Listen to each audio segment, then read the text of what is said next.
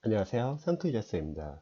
제가 운영하는 무료 진도체크 네이버 밴드에서 수험생분께서 저에게 질문을 해주셔가지고 제가 동영상 답변 한번 남겨볼게요. 시간 나실 때 답변 부탁드립니다.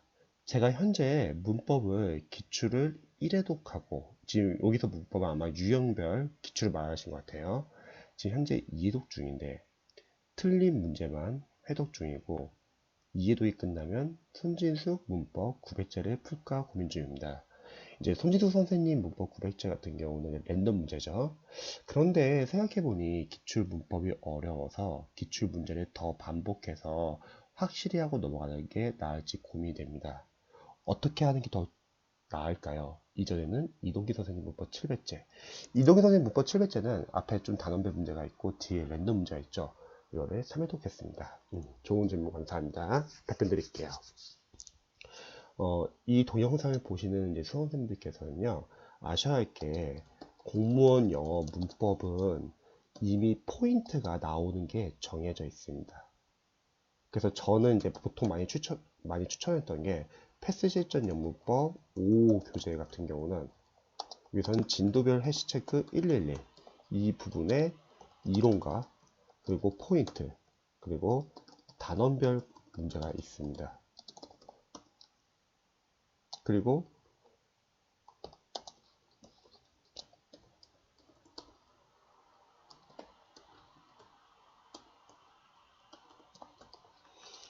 이 교재 랜덤형 예산 문제 444도 있죠.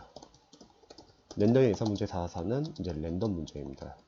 또 이 밖에도 여러분들 이제 다른 이제 수험생들 같은 경우는 뭐 이동기 선생님 뭐 100포인트나 뭐 손지수 선생님 40포인트 등등등 여러 가지 포인트 교재가 많잖아요.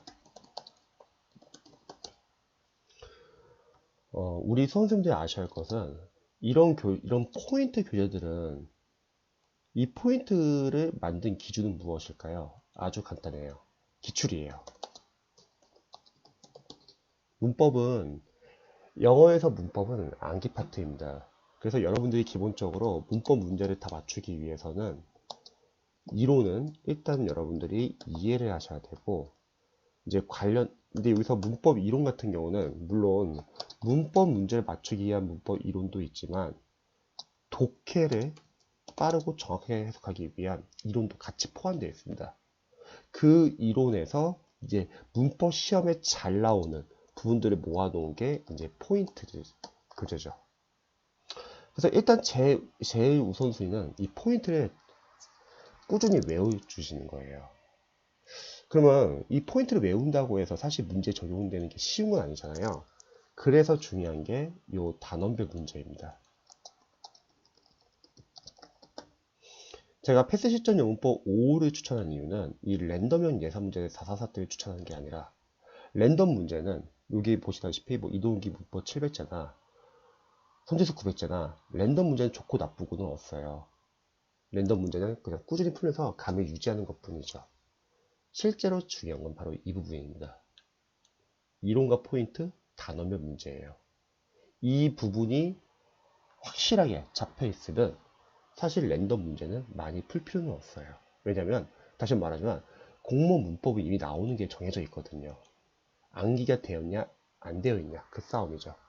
우리가 실제 시험장에 갔을 때 문법 문제를 보자마자 보통 한 8개에서 12개 정도 포인트를 묻는다고 하면은 그 포인트들이 우리 수험생분들 머릿속에 암기가 되어 있고 바로 그 자리에서 끄집어낼 수 있어야 합니다. 그런데 많은 수험생분들이 좀 아쉬운 점이 어떤 게 있냐면요. 첫 번째, 이론과 포인트가 제대로 암기가 안 되어 있습니다. 제가 실제 상담을 하거나 이제 수험생들 이제 수험 상담을 해보면은 많이 물어봐요.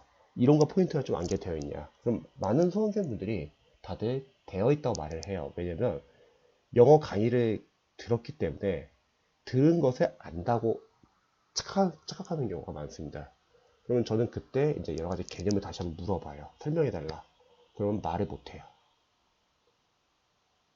이게 어떤 의미냐면 우리 수험생들 타과목 같은 경우는 사실 강의를 여러분 듣다 보면은 이해도 되고 암기도 되잖아요. 근데 영어 같은 경우는 정확하게 여러분들이 말로 설명할 수 있어야 되는데 그냥 강의를 들은 것을 안다고 착각하는 거죠. 두 번째는 단원별 문제를 우리 수험생분들이 잘 안 풀어요. 왜냐면 항상 상담할 때 이제 수험생들이 하는 말이, 선생님 근데 단원별 문제는 답이 다 뻔히 보이는데 푸는데 의미가 있나요? 이렇게 물어보는 수험생들이 많이 계세요. 근데 단원별 문제는 우리가 해당 파트로 그 단원별로 문제를 모아놨기 때문에 당연히 답이 보이는 거고, 과연 우리가 그 문제의 포인트가 과연 암기가 되어 있냐는 거죠. 그래서 실제로 여러분들이 문법 문제를 풀 때는요, 단원별을 풀든 랜덤을 풀든 옆에다 출제 포인트라는 걸 반드시 적으셔야 합니다. 이 문제에서 뭘 묻는지. 왜냐면 이렇게 그나마 적어야지 머릿속에 좀 남더라고요. 직접 적어야지. 단원별 문제는 맞고 틀리고 중요한 게 아니에요. 단원별 문제는요, 포인트별로 여러분들이 문제에 직접 적용해 보는 거예요. 그리고 직접 출제 포인트를 적는 거죠.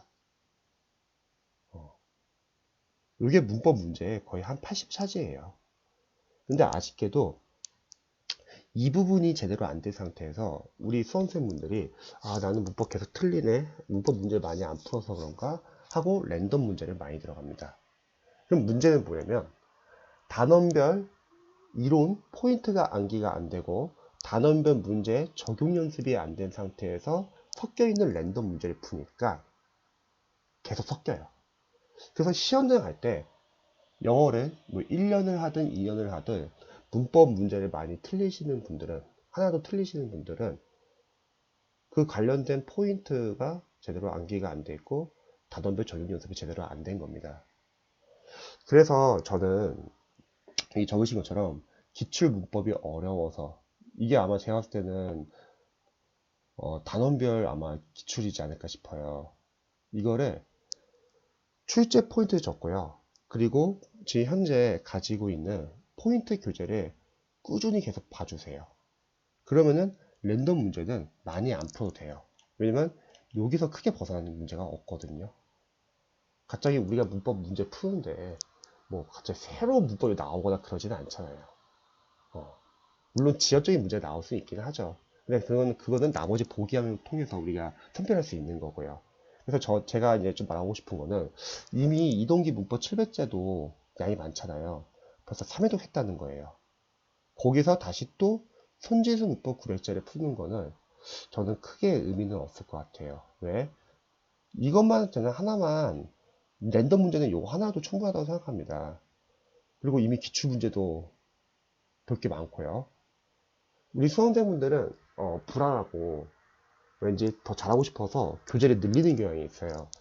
그런데 영어가 사실 문법만 있는 게 아니라 어휘도 해야 되고 생활 영어도 해야 되고 독해를 더 잘하기 위해서 구문도 해야 되고 그리고 유형을 독해도 연습을 해야 하기 때문에 저는 문법을 너무 많이 안 했으면 좋겠어요. 문법이 양치기를 한다고 해서 잘한다기보다는 이론과 포인트 제대로 안 잡힌 상태에서 랜덤 문제를 많이 풀면은 섞이기만 할 뿐이에요. 그래서 저는 오히려 반대로 이론과 포인트 좀 단원별을 좀 많이 활용하시면 좋을 것 같습니다. 랜덤은 이거 충분하세요. 이 정도만 해도. 그래서 저희 같은 경우는 패스 시점 용법 5를 추천드리는 이유는 그냥 이거 하나만 보면 다 커버가 되거든요. 그래서 저는 교재를 더 보지 말라고 해요. 어차피 이론과 포인트가 있고 단원별 문제 적용할 수 있고 랜덤 문제가 있으니까요. 대신에 이 전 단계에서 기초과정의 교재로 중앙연문법 3800제 3학년 이 교재로 기초 단계의 단어별 연습을 먼저 하고 그다음에 이렇게 두 개만 해도 제대로 해도 틀릴 건 거의 없어요. 왜냐면 어차피 뒤에 영어 연도별 기출을 많이 푼다고 하면은 여러분들이 2019년부터 2010년 각 시행처별로 또 푸는 연습을 할 거예요. 20문제를요. 그러면 여기에도 문법 문제가 많이 있잖아요. 그게 어차피 랜덤 문제로 충분하기 때문에 저는 교재를 늘리기보다는 차라리 앞과정, 이런 이론과 포인트 단어별 문제를 제대로 연습을 해보시면 좋을 것 같습니다. 너무 양을 늘리기보다는 양을 줄이셔서 거기서 맞추면 좋을 것 같아요.